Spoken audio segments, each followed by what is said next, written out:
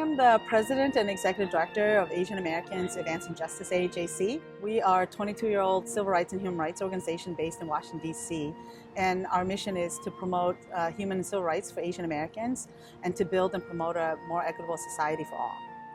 I grew up poor and I always knew that once I was finished with school, that if I ever got into a career that it would be in a sector where I could give back to my community, because I was very committed to the programs and policies that affected the lives of everyday people.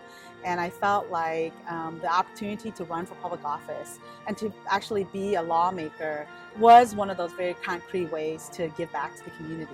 I found my time at the LBJ School to be really productive, and I felt very well prepared for life as a public servant. The professors were great. They really gave us practical life skills that even as a student I could see the real application.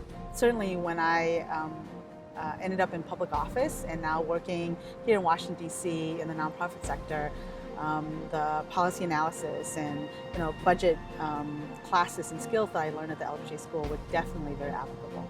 The kind of philosophy that I think when you go to a public policy program to debate not only about the policy themselves, but to think through what the unintended consequences are. I remember being in Professor Barbara Jordan's class and to hear her talk about a real moral and ethical commitment to the public good, right? A real moral and ethical commitment to the things that serve the common good. And I often think about her and that seminar that I took with her.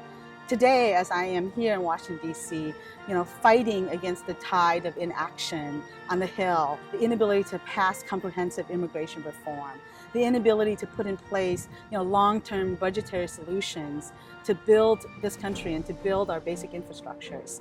And I don't know that it's as easy as about differing opinions about public policies, but it is about personalities, complex personalities, and mega caricatures who are, I think, persistent in wanting to stand in the way of good public policies for the public good.